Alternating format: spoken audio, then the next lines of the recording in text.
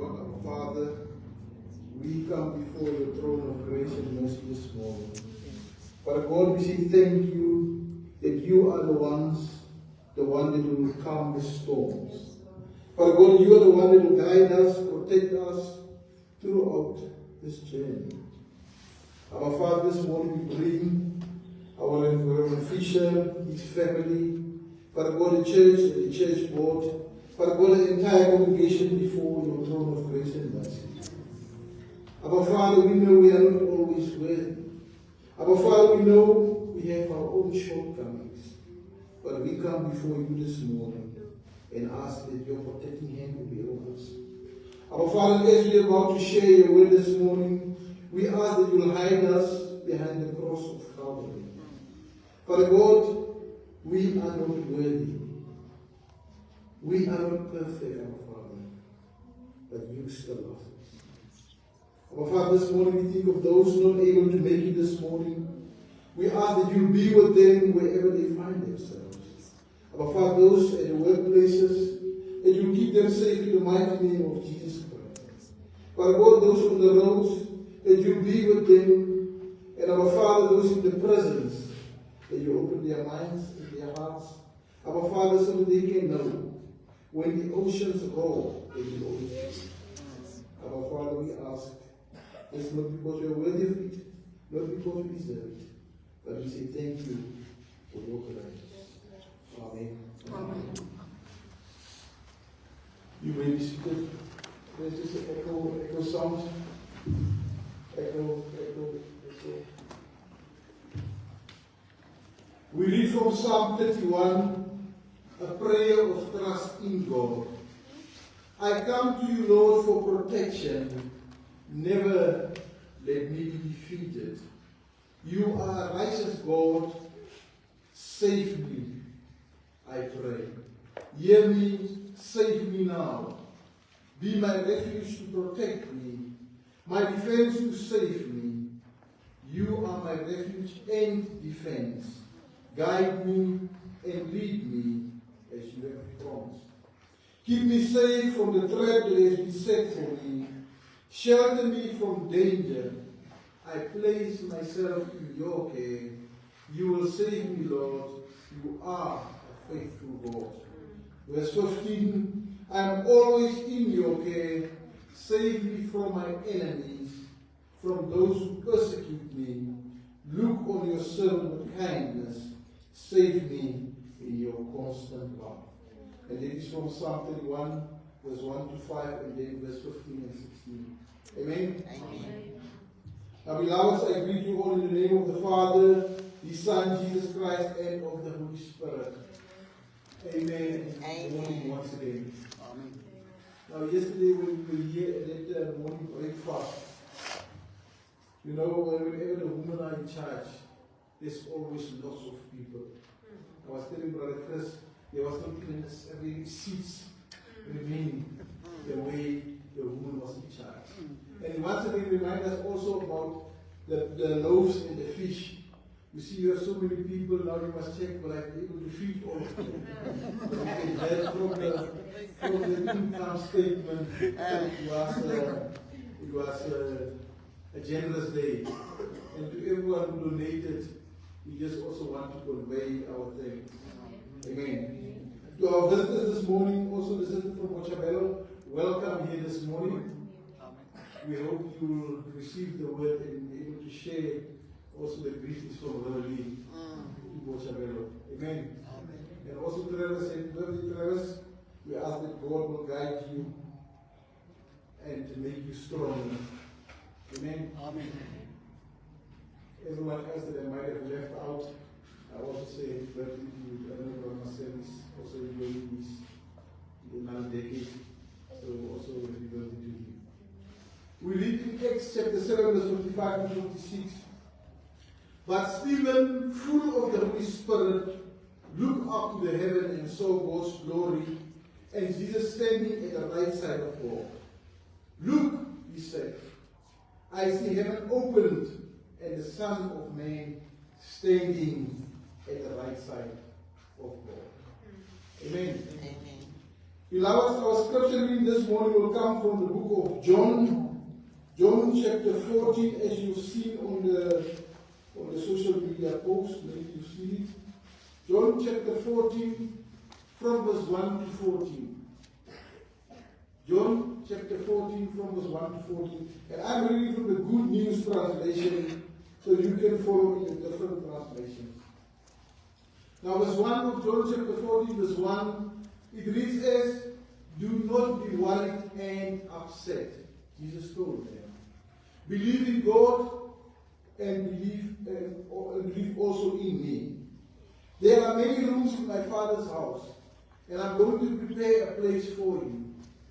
I would not tell you this if it were not so.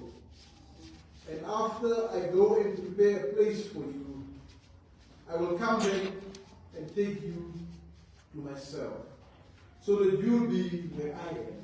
Verse 4, "You know the way that leads to the place where I'm going." Thomas said to him, "Lord, we do not know where you are going, so how can we know the way to get there?" Verse 6, Jesus answered him, "I am the way, the truth, and the life. No one goes to the Father except by me. Now that you have known me," he said to them, "you will know my Father also. And from now on, you do know him and you have seen him." Philip said to him, "Lord, show us the Father. That is all we need." Jesus answered, "For a long time I have been with you all, yet you do not know me, Philip. Whoever has seen me has seen the Father. Why then do you say, 'Show us the Father'?" Verse 10, "Do you not believe, Philip, that I am in the Father and the Father is in me? The words that I have spoken to you," Jesus said to his disciples, "do not come from me. The Father who remains in me does his own work. Believe me when I say that I am in the Father and the Father is in me. If not, believe because of the things I do. I am telling you the truth. Those who believe in me will do what I do. Yes, they will do even greater things because I am going to the Father." Verse 13, "And I will do whatever you ask for in my name, so that the Father's glory will be shown through the Son. If you ask me for anything in my name, I will do it." Thus far, the word of the Lord. May his name be praised. Amen. Let us pray. Mighty God, our Father, we say thank you for the reading of your word this morning from John chapter 14, verse 1 to 14. Our Father, you are the way, the truth, and the life. You are in us. You are with us. You have been with us. And as we read this scripture, our Father, we ask that you direct us to do what is right. In the name of the Father, the Son, and the Holy Spirit. Amen. Now, beloved in Christ, we gather in a peculiar time this morning on the Christian calendar. We are standing in the liturgical hallway between two great rooms. Behind us is the empty tomb of Easter. Before us is the rushing wind and flame of Pentecost. The space between Ascension and Pentecost. It is a moment filled with a paradox. Christ has ascended, yet he remains present. He has departed, yet he promises to return. He is exalted in glory, yet his mission continues through his people. But right now, in this moment, we are anchored by the ascension. It is in this tension that the words of John 14, verse 1 to 14 become profoundly relevant. Jesus speaks these words on the eve of his departure, addressing hearts that are troubled, uncertain, and fragile. The disciples are facing the collapse of their expectations. The one they followed trusted, and depended on is preparing to leave them. And yet, in this moment of impending separation, Jesus does not offer mere comfort. He offers transformation. He doesn't offer comfort. He offers transformation. So if we have to turn today's message, beloveds, from troubled hearts to living unity, the ascension promise and the making of a new people in Christ. Now if we imagine the upper room, as I said on the last session, Judas has left to betray Jesus. Peter has been told he will deny the Lord 3 times. The air is thick with confusion, fear, and sorrow. The disciples' world is collapsing. They didn't understand the cross. They didn't understand the separation. And tonight, as we picture that scene there, Jesus turns to heal their troubled hearts. So the message for today, beloved, is for anyone whose heart is troubled by circumstances. Anyone whose heart is troubled by sin, or anyone's heart is troubled by an uncertain future. We've read this morning, do not let your hearts be troubled. Believe in God, believe also in me. Now this, beloved, is the starting point of our Pentecost journey. We will see the 3 pillars. Jesus' love is our peace. Jesus as the exclusive intermediary to the Father, and our urgent call to repent and make disciples until He returns. Beloveds, we heard about Pentecost service next week. Now the Pentecost theme for this year will be disrupting the divide. Therefore, the title is also in there. And that speaks directly into our context. We live in a challenging, fractured world, divided by race, by class, by politics, by culture, and even within the church itself. Jesus speaks into this fractured reality and calls for the people who will embody unity, holiness, and a new humanity in Him. The question itself is not whether the division exists. The question is whether the church will remain shaped by it, or whether it will allow Christ to disrupt it. John 14 gives us the theological foundation for that disruption. Because before there can be power, there must be peace. Before there can be mission, there must be trust. Before there can be unity, there must be a reorientation of the heart. Now in John 14 verse 1, Jesus begins with a command that is both pastoral and theological. On the night before He died, Jesus gave His disciples a roadmap for this disruption. Do not let your hearts be troubled. Now this in itself, beloved, is not a mild concern. It is existential anxiety. The entire community is shaken. Jesus does not rebuke their fear. He comforts it. He instructs them to keep on believing.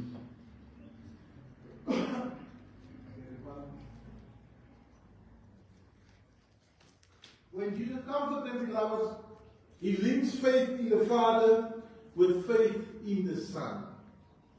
This is love's first move. He addresses their emotional chaos not with a lecture, but with a command to rest in Him. Now we know that when our hearts are troubled, fear replaces faith. Suspicion replaces trust. Self-preservation replaces community. Troubled hearts created divided communities. But Jesus does not address the symptoms. He addresses the source. Believe in God, believe also in me. So faith in itself becomes the antidote to fear. Now in the context of ascension, this becomes critical.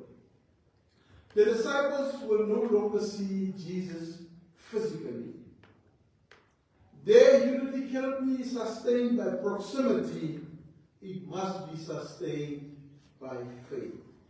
And the same is true for us as well. As the church today, we cannot rely on structures, traditions, or personalities alone.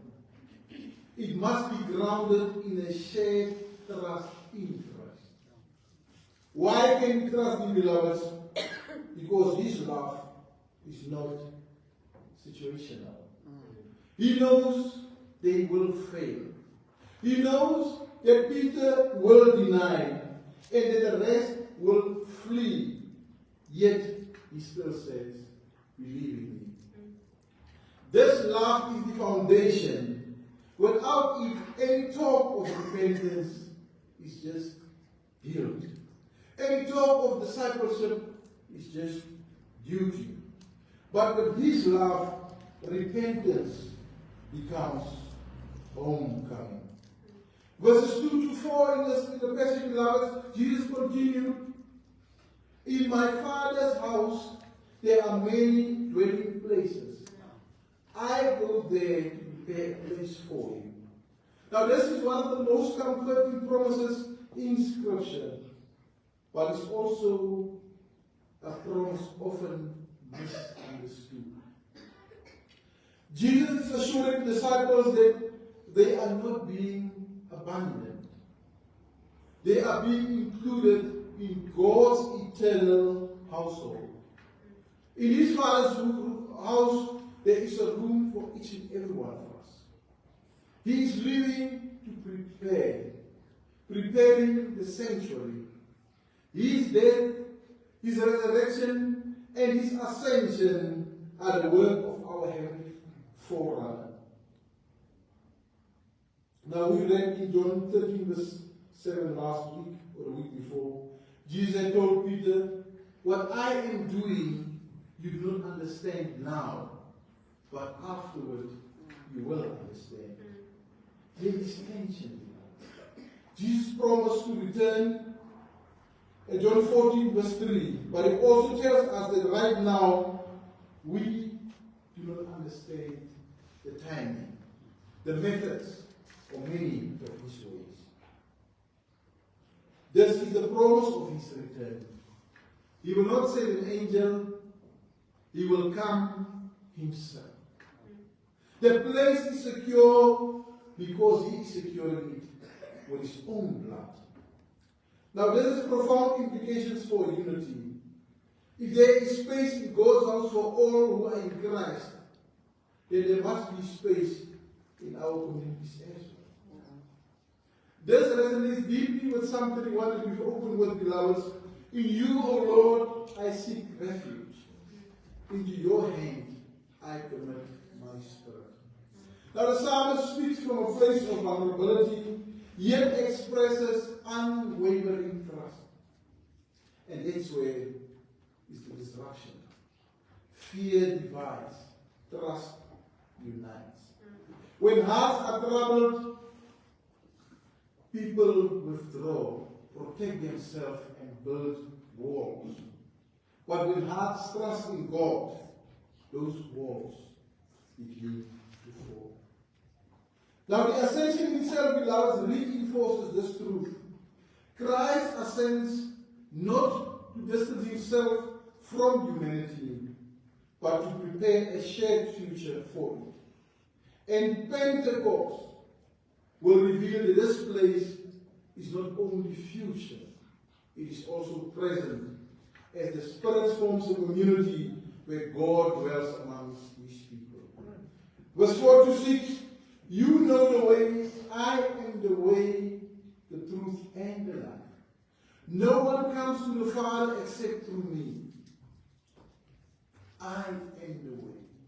Christ is the end of fragmentation. Now Thomas asked a question that exposes human uncertainty. Lord, we do not know where you are going. How can we know the way? And we know Thomas without. Jesus responded with one of the most definitive statements. I am the way and the truth and the life. I am the way, the truth, and the life. Jesus gives the most exclusive claim in all religions. He didn't say he is a way. He said, I am the way. Not a way, the way. Not a teacher who shows truth, but a truth incarnate. Not a guide to life, but a life itself. Now let us examine this threefold declaration. Jesus is the way. He is the path that reconciles humanity to God and to one another. Division is overcome through him. Jesus is the truth. He exposes falsehoods that sustain division. Lies about identity, superiority, and exclusion. Jesus is the life. Jesus offers a quality of life that transcends biological existence. A life rooted in communion with God. So why must we go through him? Why must we go through Jesus? Because the Father is holy and we are sinful. An intermediary is not an option, it is a necessity. To go through Jesus is not arrogant, it is humble. It admits, I cannot climb to God. God must come down to me in Christ. Now to bypass Jesus is to bypass the Father. Jesus is not a ladder among many. He is the staircase, the doorkeeper, and the door all in one.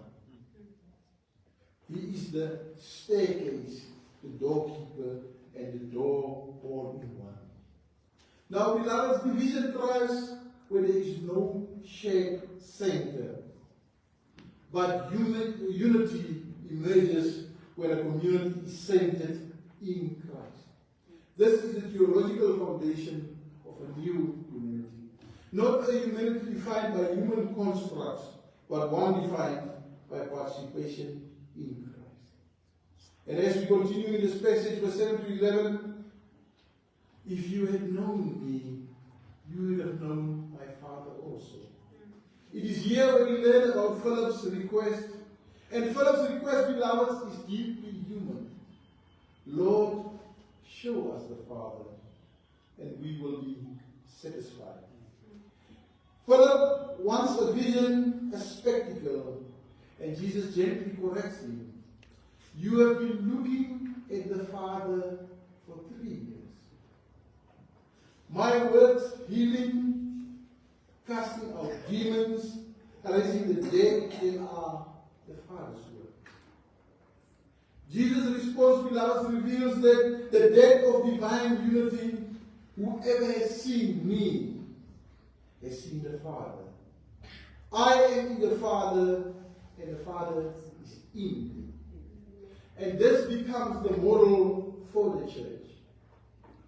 What it means here, beloved, is true discipleship is not seeking new signs. It is seeing Jesus in the Word and trusting His finished work.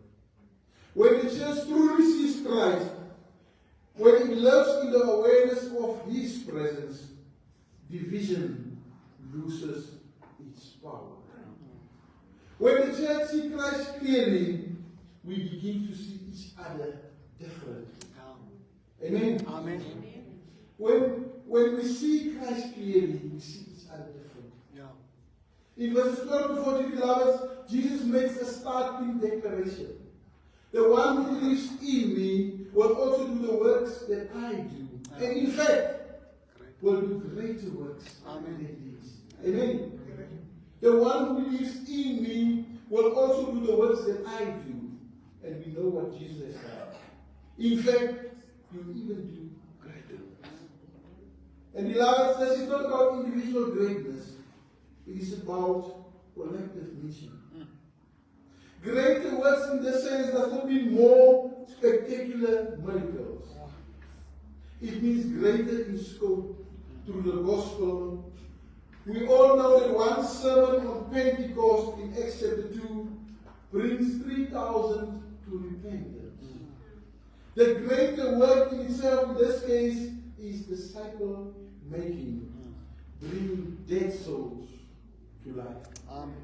Beloved, the greater works are possible because Jesus goes to the Father.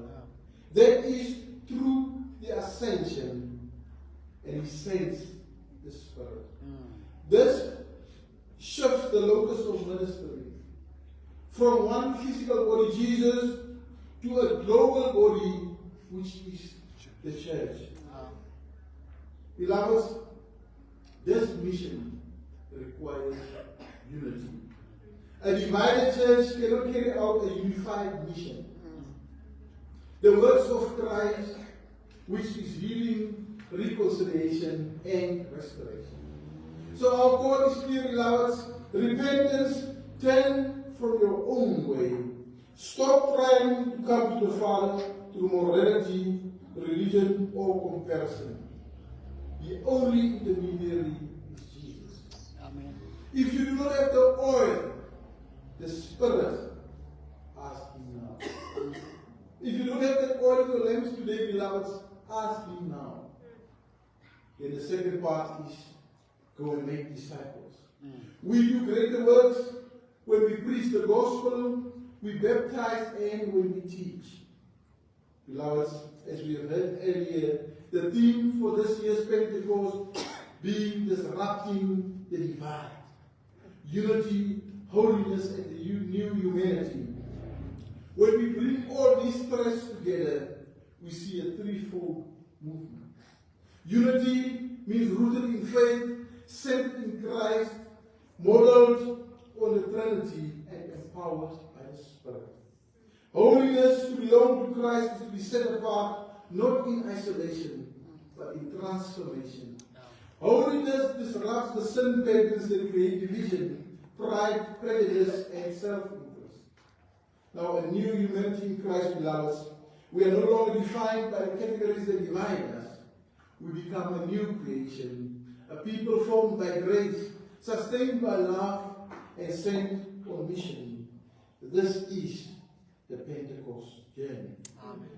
Beloveds, to disrupt the divide is not abstract, it is deeply practical. Amen? Amen.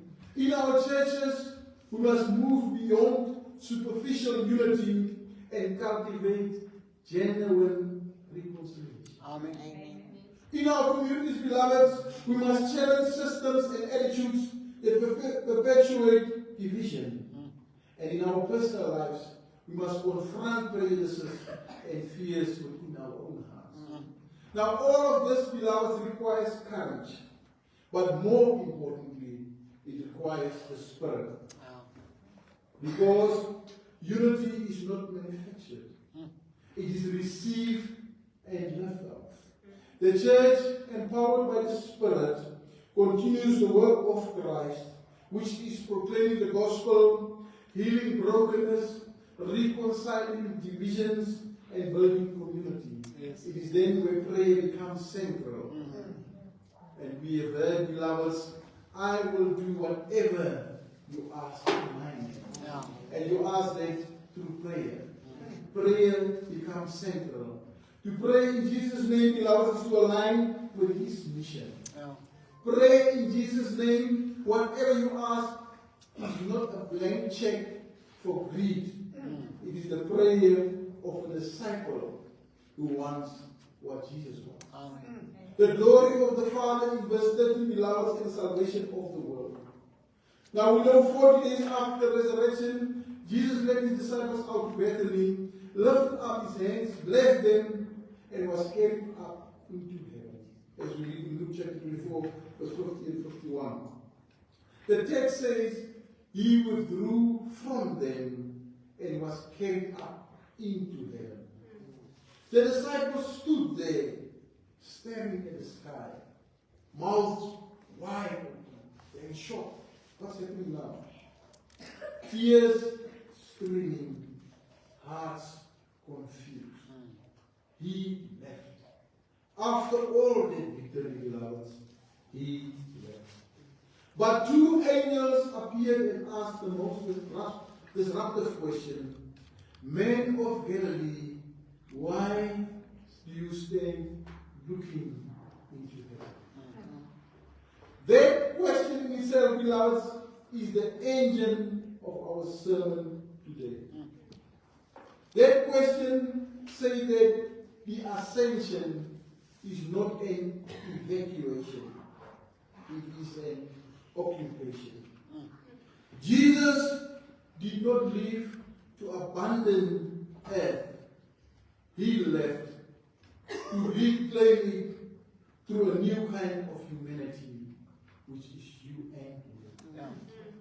Beloved, the ascension disrupts every divide we have built. The divide between sacred and secular. The divide between Jew and Gentile. The divide between pure and impure, earthly and heavenly. Beloveds, ascension is the disruption of every dividing wall. And the journey to Pentecost is the journey into that new creation. Let us walk this path together, beloveds, from division to unity, from contamination to holiness, from old humanity to new. Now, when we bring alongside this text the witness of Stephen in Acts chapter 7, as we read earlier, the identity of believers in 1 Peter 2, and the deep trust expressed in Psalms 31, we begin to see a pattern emerge. God forms a unified, holy people, not in the absence of trouble, but in the midst of it.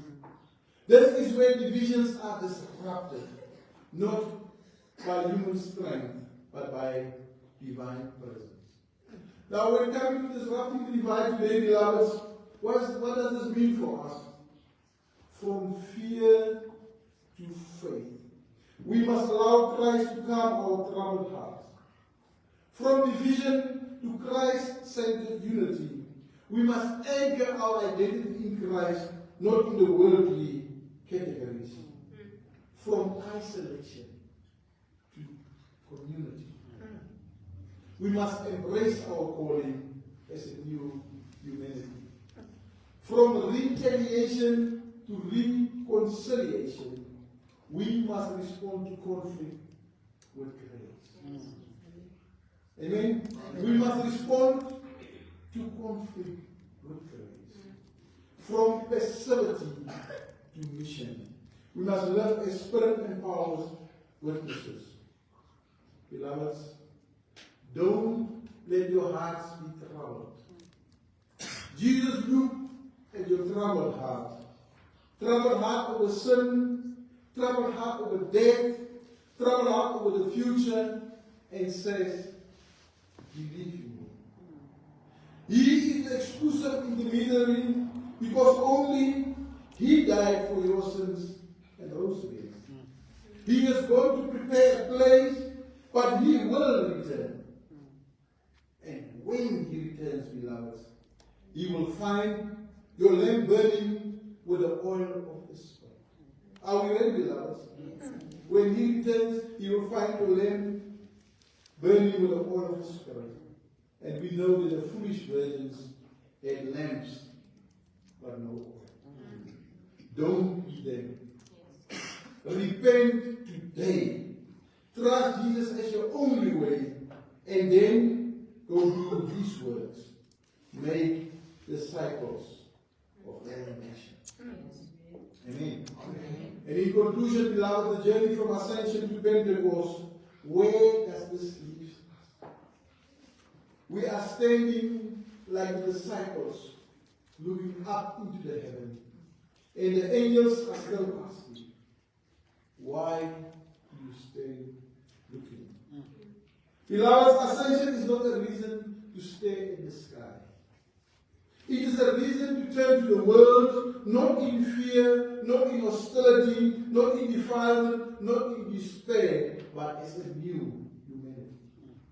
You are the new humanity in Christ. The journey to Pentecost, beloved, is the journey from us and them to we, collectively.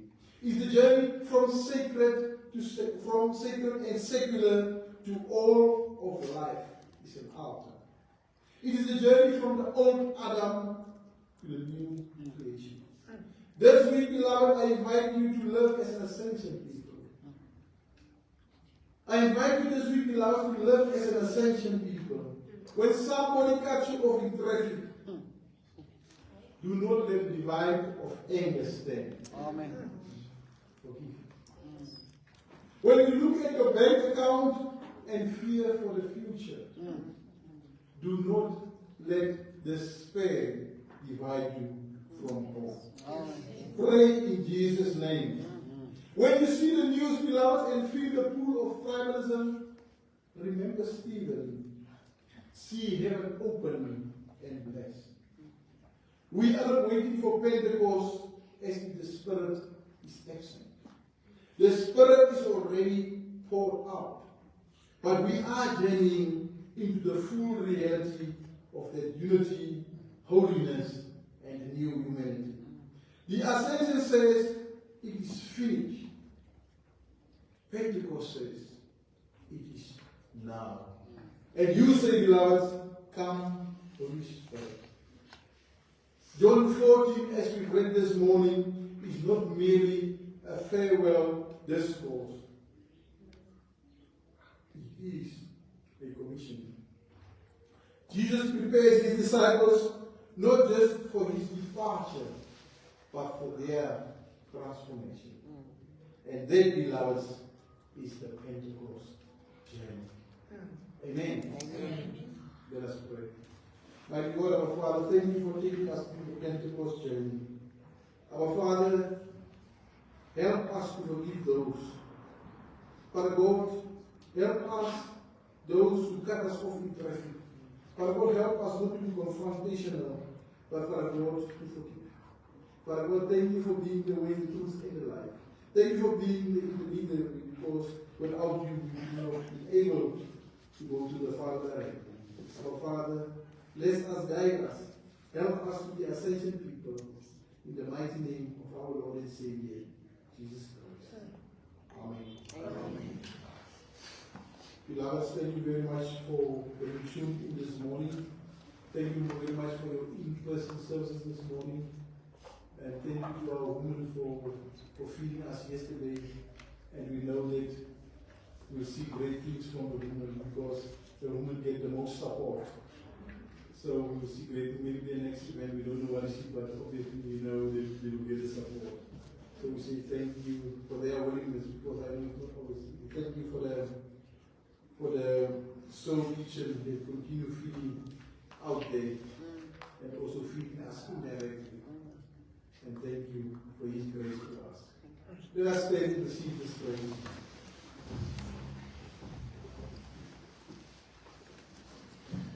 May the ascended Christ, who has gone before you to prepare a place, anchor your hearts in unshakable peace.